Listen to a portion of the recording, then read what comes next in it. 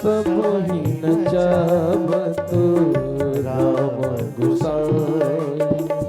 उमा दारू जो शित की नाई, सब ही नचावत राम गोसाई। उमा दारू जो शीत की नाई, सब ही नचावत राम गोसाई। उमा दारू जो शित हरि की नाई, उमा दारू जो शीत की नाई। सब ही नचा सभी लोग बड़े भाव से राम गोसाई। सब ही नचावत राम गोसाई। कौन नचा रहा है? भगवान श्री राम सबको नचा रहे हैं। और कैसे नचा रहे हैं? कहे दारू जोशित की भांति। और दारू जोशित माने, दारू माने होता है लकड़ी और जोशित माने होता है पुतली, यानी लकड़ी की पुतली की भांति नचा रहा है। अब मैं आपसे प्रश्न करूं, गंभीरता से सोचिएगा, विचार करिएगा कि लकड़ी की कठपुतली, अब जैसे आजकल तो मोबाइल और मनोरंजन के लिए टीवी वगैरह साधन बन गए, पहले कठपुतलियों का नाच हुआ करता था।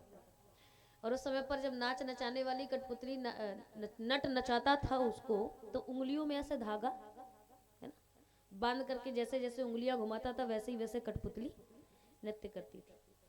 अब मेरा प्रश्न ये है कि नचाने वाला कठपुतली को, लकड़ी की कठपुतली को 1 घंटे 2 घंटे 3 घंटे 4 घंटे 5 घंटे से लगातार नचा रहा है, बताओ थकेगा कौन, नाचने वाला कि नचाने वाला? बोलो, नाचने वाला थकेगा कि नचाने वाला थकेगा?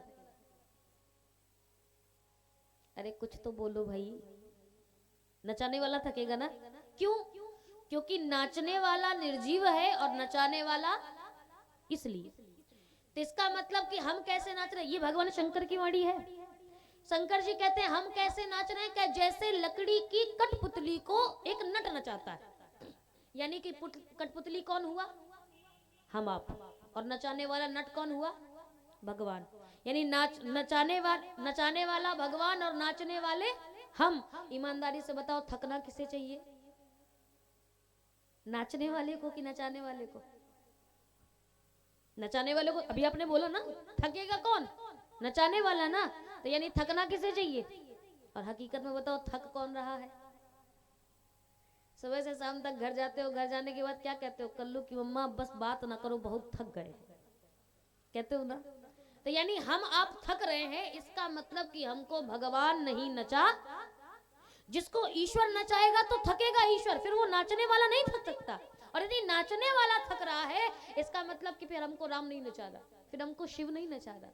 तो शिव नहीं नचा रहा तो कौन नचा रहा है? बाबा कहते हैं एक और है, एक और नचा रहा है। कौन नचा रहा है? कहे मोहन अंध कीन के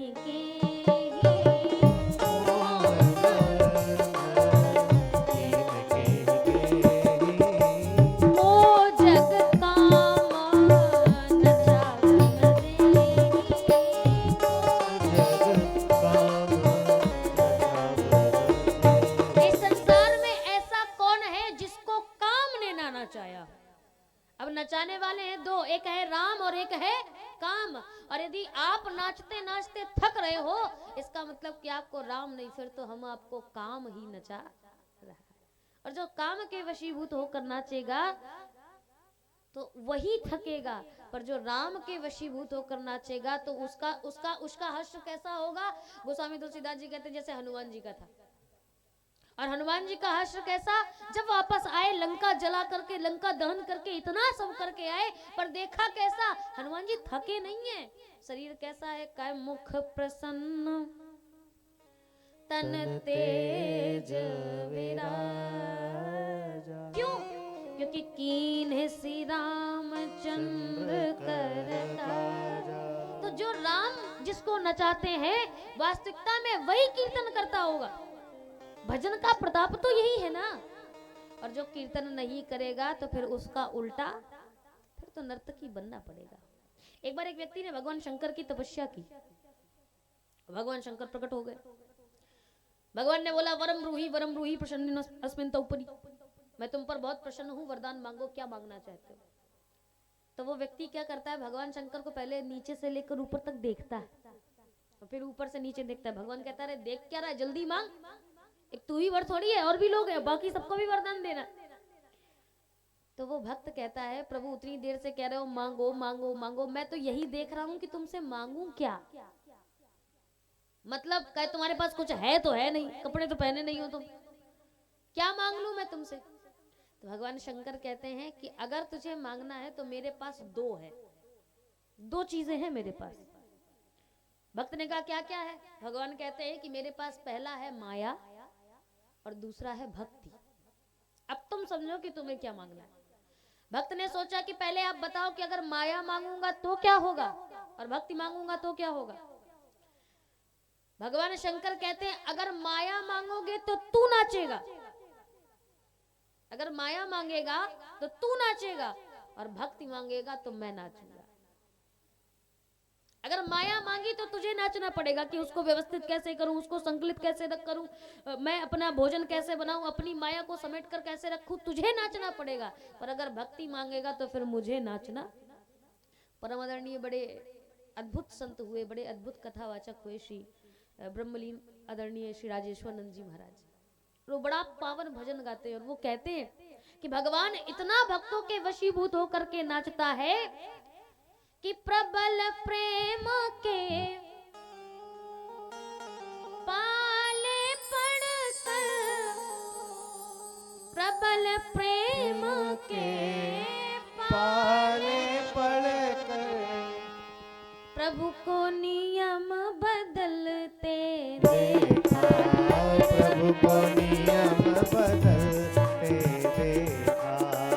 प्रबल प्रेम के पाले पड़कर, प्रबल प्रेम के पाले पड़कर प्रभु को नियम बदलते देखा।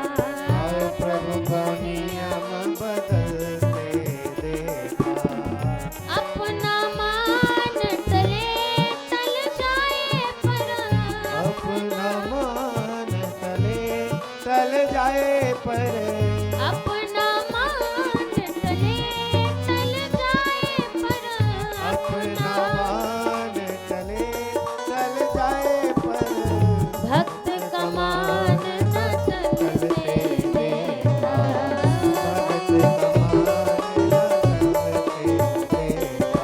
ओ भक्त का मान न टलते देखा। भगत कमान न टलते देखा। जिनके चरण कमल कमला के, जिनके चरण कमल कमला के करतल से न निकलते देखा। करतल से ना निकलते देखा। उनको ब्रिज करीला कुंजों के, उनको ब्रज करील कुंजों के कंटक पथ पर चलते देखा। कंटक पथ पर चलते देखा। प्रबल प्रेम के पाले पड़कर, प्रबल प्रबल प्रेम के पाले पड़कर प्रभु को नियम बदलते देखा। प्रभु को नियम बदलते देखा। प्रभु को नियम बदलते देखा। प्रभु को नियम बदलते देखा। ओ अपना मान टले टल जाए पर, अपना मान टले टल जाए पर, अपना मान टले टल जाए पर, अपना मान टले टल जाए पर, भक्त का मान न टलते देखा। ओ भक्त कमान न टलते देखा। भक्त का मान न टलते देखा। भक्त कमान न टलते देखा। ये भगवान की कृपा है, लेकिन इसके लिए करना क्या पड़ेगा ये भी तो समझिए। अच्छा, आप स्वयं से विचार करना। कई लोग कहने वाले कह देते ना कि वो तो भारत देश का प्रधानमंत्री है, किसको किसको ध्यान देगा। इतने सब लोग हैं, विचार करो, जब हम प्रधानमंत्री के बारे में ऐसा कह सकते हैं तो वो तो पूरे ब्रह्मांड का नायक है, जिसके रोम रोम में करोड़ों करोड़ों ब्रह्मांड लटक रहे हैं।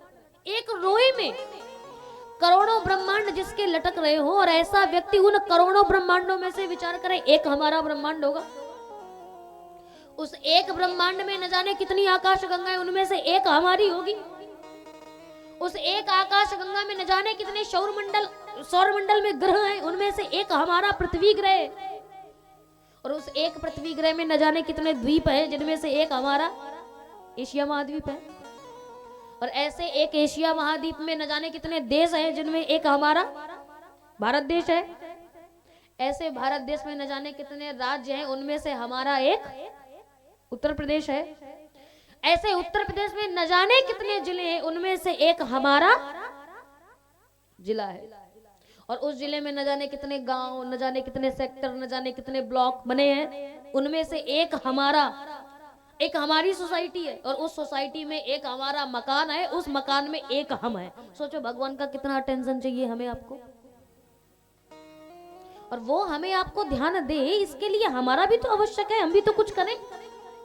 तो किसी ने पूछा कि भगवान का भक्त बनने के लिए क्या करना पड़ेगा, क्या करें जिससे हम भगवान की कृपा पा जाए, हम भगवान को कैसे पा जाए, ये कैसे हो सकता है। तो भगवान श्री राम स्वयं अपने मुख से कहते हैं कि अगर मुझे पाना है, भगवान शिव अपने मुख से कहते हैं अगर मुझे पाना है तो बस एक काम करना पड़ेगा, केवल एक काम। क्या करो? बाबा कहते हैं, निर्मल मन जन सो मोहि पावा, मोहि कपट छल छेद्र न भाव। मुझे बस कपट प्यारा नहीं, कपट मत करो मेरे साथ। मुझे केवल और केवल निर्मल मन वाला व्यक्ति, शब्द ध्यान दीजिएगा, निर्मल मन है, तन नहीं है, निर्मल मन। और हम आप तन तो बड़ा अच्छा बना के जाते हैं। अच्छा, मंदिर जाते हो नहा धो के जाते हो कि नहीं?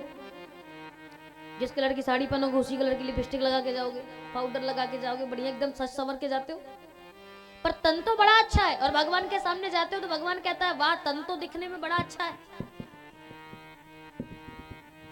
स्तुति करते हो तो भगवान कहता है वाह, स्वर भी बड़ा अच्छा है, बड़े अच्छे स्वर से गा रहा है। लेकिन भगवान कहता है फिर मुझे तो मतलब केवल आपके मन से है ना, आपका मन कैसा है। और मन की बारी कब आती है? जब हम हाथ जोड़ करके भगवान से कुछ मांगते हैं। और हाथ जोड़कर भगवान से क्या कहते हैं? हे प्रभु, पड़ोसी की 4 पहिया आ गई है। भगवान कहता है वाह, देखो मन भी बड़ा अच्छा है, पड़ोसी की 4 पहिया है, धन्यवाद करने ये आया है कि चलो आधी रात को काम पड़ेगा, कम से कम गाड़ी तो है। लेकिन आगे का सेंटेंस भगवान का पूरा मूड खराब कर देता है। और आगे क्या कहेंगे? हे भगवान, पड़ोसी की 4 पहिया आ गई, कुछ ऐसा करो कि पेट्रोल में आगे छुई जाए, गाड़ी का एक्सीडेंट हो जाए, गाड़ी खराब हो जाए, बेकार हो जाए। क्यों? मेरे पास नहीं है तो फिर किसी और के पास भी नहीं। तो भगवान कहता है तन अच्छा है, स्वर अच्छा है, लेकिन तेरा मन अच्छा, और जब मन सुंदर नहीं है तो फिर मुझे पा सकता। हमारा आपका मन कपट से भरा है। और बस भगवान कहता है कपट ही नहीं चाहिए मुझे, मन क्रम बचन छाड़ी चतुराई, तो भजत कृपा करी है रघुराई।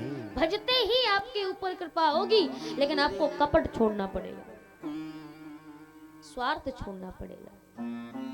और ये छोड़ करके भजन करो। हम आप क्या करते हैं? घंटी घुमाते हैं, हाथ में आरती की थाल लेकर भगवान से कहते हैं ओम जय जगदीश हरे, स्वामी जय जगदीश हरे। भगवान पूछता है कहो भैया कहे आए? तो क्या कहोगे? अरे प्रभु, हम तो बस आपके लिए आए। अच्छा, ईमानदारी से बताओ, क्या भगवान के लिए आए हो? नहीं ना, हमको तो उससे कुछ, तभी तो आए हो। तुम देते हो इसलिए आए। भगवान पूछा अच्छा बता किस लिए आया? तो भक्त कहता है महाराज बड़ी जल्दी जान गए कि मुझे कुछ स्वार्थ है। भगवान कहता है भैया, सुर नर मुनि सबकी यह रीति, स्वार्थ लाग करें सब प्रीति। तो तुम मेरे पास आए हो, अपनी अगरबत्ती खर्च कर रहे हो, 300 रुपए का घी लगा रहे हो, माला लगा रहे हो, पैसा दे रहे हो, तो फ्री में नहीं दोगे? पक्का पता है कुछ ना कुछ स्वार्थ। अच्छा स्वार्थ बताओ, तो स्वार्थ कैसे बताता है? सबसे पहला स्वार्थ, भक्त जनों के संकट, हम आपके दास हैं, हम आपके भक्त हैं, हमारे संकट दूर कर दो। भगवान कहता है चलो ठीक है, इतनी मेहनत करके आया है, लाओ संकट दूर कर देते। दूर किए तो भक्त क्या कहता है? प्रभु एक पंक्ति तो सुनी होगी ना आपने, कौन सी? कह काल करे सो आज कर, आज करे सो तो दूर हो जाएंगे नहीं, ये क्षण में दूर करे। ओम जय जय जगदीश हरे। चल अच्छा ठीक है, क्षण में दूर कर दिए संकट, और कुछ चाहिए? भक्त कहता है अभी तो ये तो मैंने शुरुआत करी है मांगने की। अच्छा ईमानदारी से बताइएगा, मंदिर की सीढ़ियों पर बैठा हुआ भिखारी जो हाथ में कटोरा लिए, वो सबसे बड़ा भिखारी है कि हम आप? उस भिखारी को तो केवल इतनी उम्मीद है कि कोई आकर 5 रुपए दे दे, 10 रुपए दे दे, पर हम आप, हे भगवान मेरा करोड़ों का कारोबार हो जाए, हे भगवान मेरे पास 4 पहिया गाड़ी आ जाए, हे भगवान मेरी नौकरी लग जाए। हम तो लाखों के करोड़ों के भिखारी है, वो तो बस 5 ही रुपए मांग रहा है। तो भगवान कहता है अच्छा और क्या चाहिए बता? तो क्या कहता है? सुख, सुख चाहिए, सुख। भगवान ने कहा ठीक है, सुख भी दिया। तो क्या कहता है? भैया ये कलयुग है, और कलयुग में बिना हरे हरे नोट के सुख है ना, नहीं है ना। भागवत में प्रश्न किया श्री परीक्षित जी ने सुखदेव जी से, और सुखदेव जी से पूछते हैं महाराज इस संसार में सुखी कौन है? सुख कितने प्रकार का होता है? कौन सा व्यक्ति सुखी हो सकता है? श्री सुखदेव जी महाराज कहते हैं जिसके पास ये 6 चीजें होंगी ना, वही सुखी रह सकता है। और 6 में से यदि 5 है, एक नहीं है, तो आप सुखी नहीं कहलाओगे। 5 है पर एक ना हो। कौन कौन से? श्री सुखदेव जी महाराज कहते हैं अर्थागमो नित्यम रोगिता च प्रिया च भार्या प्रियवादिनी च श्रेष्ठ भूतो सकरी च विद्या खड जीवलोके ते सुखानि राजन् खड जीवलोके ते सुखानि राजन्। कौन कौन से 6 सुख है? पहला सुख अर्थागमो, शब्द ध्यान दीजिएगा। शब्द कहता है अर्थ का आवागमन होना चाहिए। आगमन और आवागमन में फर्क है। आगमन का मतलब केवल आए, और आवागमन का मतलब आए भी और जाए। यानी पहला सुख है कि पैसे का आवागमन होना। ये शास्त्र कह रहे हैं, ये सुखदेव जी महाराज कह रहे हैं, केवल आए नहीं, जाना भी चाहिए। क्योंकि अगर केवल आएगा और आने के बाद तिजोरी में रख जाएगा, तो रात के 12 बजे अगर खट बीतेगा तो तुम्हारा हार्ट सीधे गोविंदाय नमो नमः हो जाएगा। आप स्वयं से सोचो ना, अगर रात का खाया हुआ सुबह ना निकले तो मामला गड़बड़ है कि नहीं? इसलिए पैसा आना भी चाहिए। और अरे 1 लाख आ रहा है, 70,000 जाए, क्या टेंशन है? कोई दिक्कत नहीं। पहला सुख। तो किसी ने कहा चलो ठीक है महाराज मान लिया, पैसा बहुत है, इतना पैसा है, ठीक है, बहुत तिजोरियों भरा हुआ है, लेकिन बढ़िया मकान बना है, बढ़िया डाइनिंग टेबल लगी है, लोग आसपास बैठे हुए हैं और बैठ करके पूरा परिवार एक साथ भोजन कर रहा है। लेकिन समस्या ये है कि हम बस टुकुर टुकुर देख रहे हैं, खा नहीं सकते। क्यों नहीं खा सकते? क्या रोटी चुपड़ के नहीं खा सकते? मिठाई नहीं खा सकते? क्यों नहीं खा सकते? क्या शुगर है? तो सुखी हो नहीं हो ना। सब लोग खाएं, सब आनंद ले, पर आप अपनी जीव का स्वाद ही ना ले पाओ तो भी आप सुखी। तो दूसरा सुख कौन सा है? कह नित्यम रोगिता च, शरीर निरोगी होना, शरीर स्वस्थ हो, पैसा हो, शरीर स्वस्थ हो। तो एक ने कहा महाराज शरीर भी बहुत अच्छा है, पैसा भी बहुत अच्छा है, पर यदि तीसरा सुख नहीं है तब भी प्रसन्न नहीं हो सकते। तीसरा सुख क्या है? क्या तीसरा सुख विवाह ही नहीं हुआ तो रहोगे सुखी। कुरारा यहाँ से ज्यादा दूर नहीं है। और जाकर देखिएगा, माता रानी की कृपा से, ईश्वर की, भगवान शिव की कृपा से वर्ष में एक बार सामूहिक विवाह होता है घर पर, इस शरीर के द्वारा। और मैं जानती हूँ, मैंने देखा है, आज वर्तमान समय पर अगर 100 बालक है तो 100 बालकों में 10 कन्याएं हैं। ये रेशियो चल रहा है। और ये रेशियो कब तक चल रहा है ऐसा देखिएगा, आजकल की वर्तमान समय की मानसिकता क्या है, बच्चा जब तक विवाह के योग्य है, 20 साल 25 वर्ष तक की आयु है, तब तक डिमांड करेंगे, नहीं 4 पहिया नहीं मिलेगी तब तक तो विवाह नहीं करेंगे, इतना चाहिए, 7 लाख चाहिए, 15 लाख चाहिए। और जब वही बच्चा 30 का हो गया, 35 का हो गया, तब क्या कहेंगे, अब महाराज जैसे भी हो बस अब हो जाए, अब छोटी हो मोटी हो काली हो नाटी हो कैसी भी हो बस हो जाए, ये जरूरी है। इसका मतलब कि विवाह भी आवश्यक, तीसरा सुख, और तीसरा सुख लेकिन पत्नी हो, पर कैसी पत्नी हो, कैसी पत्नी हो, सूपनखा जैसी, तो सुखी रहेंगे। बाबा कहते हैं तीसरा सुख कैसी पत्नी होनी चाहिए, कहे प्रियाचा भार्या, प्रिय पत्नी होनी चाहिए, जिससे आप प्रेम कर सको, ऐसी पत्नी होनी चाहिए। देखने का हमारा समस्या तो यही है, आजकल पति तो अपनी पत्नियों से प्रेम करते हैं, बशर्ते शर्त ये कि पत्नी भी करे। पति तो खूब प्रेम करते हैं, पत्नियां काट काट के ड्रम में भरे तो फिर क्या कहे, कोई कुछ कर सकता है क्या। तो तीसरा सुख पत्नी तो प्रिय हो, लेकिन चौथा सुख प्रिय वादनी चाह, मीठा बोलने वाली होनी, यानी पत्नी भी हमसे प्रेम करे, ऐसी पत्नी। किसी ने कहा चलो ठीक है महाराज पैसा भी बहुत है, शरीर भी एकदम स्वस्थ है, पत्नी भी बहुत प्रिय है, मीठा बोलती है, बड़े अच्छे से रहती है, लेकिन यदि पांचवा सुख नहीं है तो भी प्रसन्न नहीं हो, नहीं हो। अब पांचवा सुख कौन, हमारे बुंदेलखंड में गाते हैं ना अपने, कहते हैं ना, ललन बिन गुदिया ना सोहे राज।